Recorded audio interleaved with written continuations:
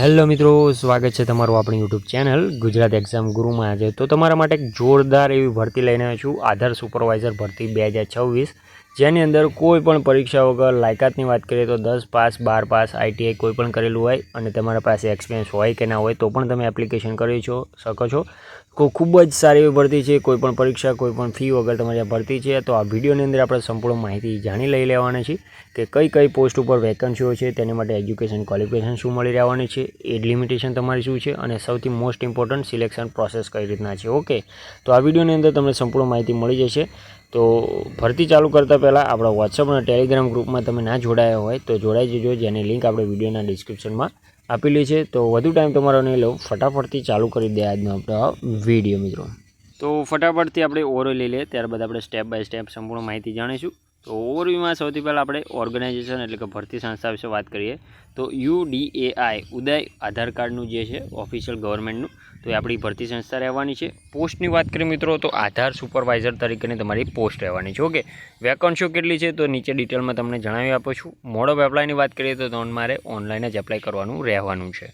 Job લોકેશનની વાત કરીએ તો ગુજરાતની અંદર જ તમારું જોબ લોકેશન મળી રહેવાનું છે।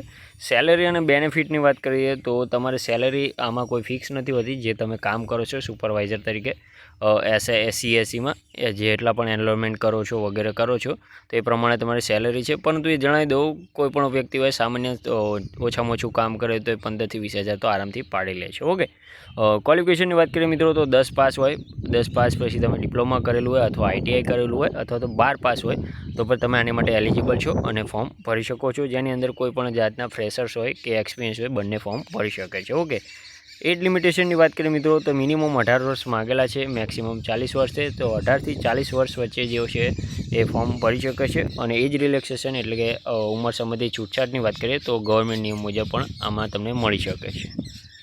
ત્યારબાદ છે વેકન્સી ડિટેલ્સ। તો વેકન્સી ડિટેલમાં વાત કરીએ મિત્રો આધાર સુપરવાઇઝર તરીકેની, તો એની અંદર એમને સ્પેસિફિક જે નોટિફિકેશન છે આમાં આપેલું નથી, પરંતુ એઝ પર ડિસ્ટ્રિક્ટ હોય છે, જે તમે વેબસાઇટ ચેક કરશો ત્યાંથી તમને ખ્યાલ આવી જશે કે તમે કઈ ગુજરાતમાંથી તો કઈ ડિસ્ટ્રિક્ટમાંથી છો તો તેની અંદર કેટલી વેકન્સીઓ છે। ઓકે, કારણ કે એ બનાવવા જાત તો આપણે વિડીયો બહુ લાંબુ બને એટલે આમાં ટૂંકમાં બતાવી દીધેલ છે। ઓકે, એપ્લિકેશન ફીની વાત કરીએ મિત્રો કેટેગરીઝ અને ફીની, તો જનરલ, EWS, OBC, ST કોઈ પણ કેટેગરીમાંથી તમે બિલોંગ્સ કરતા હોય તો તમારે કોઈ પણ જાતની ફી ભરવાની નથી, કોઈ પણ ફી અને કોઈ પણ પરીક્ષા વગર તમારી આ ભરતી રહેવાની છે।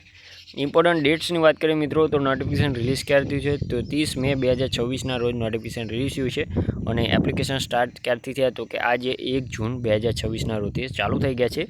લાસ્ટ ડેટની વાત કરીએ મિત્રો તો 20 જૂન 2026 આપણી લાસ્ટ ડેટ છે આની અંદર, ત્યાં સુધી તો તમારે ઓનલાઈન ફોર્મ ભરી દેવાનું રહેશે। ઓકે, તો એની સાથે ડોક્યુમેન્ટ તમારે શું જોઈશે, લેટેસ્ટ રેઝ્યુમ અથવા તો CV, આધાર કાર્ડ, પાસપોર્ટ સાઇઝનો ફોટો, માર્કશીટની ઝેરોક્ષ, કાસ્ટ સર્ટિફિકેટ એટલે કે જાતિનો દાખલો જો તમારે લાગુ પડતો હોય તો। ઓકે, મોબાઈલ, ઈમેલ આઈડી આ બધું તમારે લઈને બેસવાનું રહેશે। સિલેક્શન પ્રોસેસ કઈ રીતના છે તો એપ્લાય લિંક ડાયરેક્ટ તમને આપી દઈશ આપણો વોટ્સઅપ અને ટેલિગ્રામ ગ્રુપમાં, તો ત્યાં જઈ અને તમને જે એપ્લાય લિંક છે ત્યાંથી એપ્લાય કરીને તમારું ફોર્મ ફિલઅપ કરી દેવાનું રહેશે અને ફિલઅપ કરી અને એપ્લાય કરી દેવાનું રહેશે। ઓકે, સિમ્પલ પ્રોસેસ છે, કોઈ લાંબી પ્રોસેસ નથી। ઓકે, જો તમારે પણ જે એપ્લાય લિંક છે જોઈતી હોય તો તમને યુટ્યુબમાં પણ કોમેન્ટ કરજો એપ્લાય લિંક, તો તમને એ પણ હું આપી દઈશ। ઓકે, તો આવી જ ભરતીની અપડેટ તમને મળતી રહે તે માટે આપણા વોટ્સઅપ અને ટેલિગ્રામ ગ્રુપમાં અવશ્યથી જોડાઈ જજો, જેની લિંક આપણે વિડીયોના ડિસ્ક્રિપ્શનમાં આપેલી છે। તો મળીએ નવા વિડીયોમાં નવી ભરતી સાથે, ત્યાં સુધી જય હિન્દ, જય માતાજી।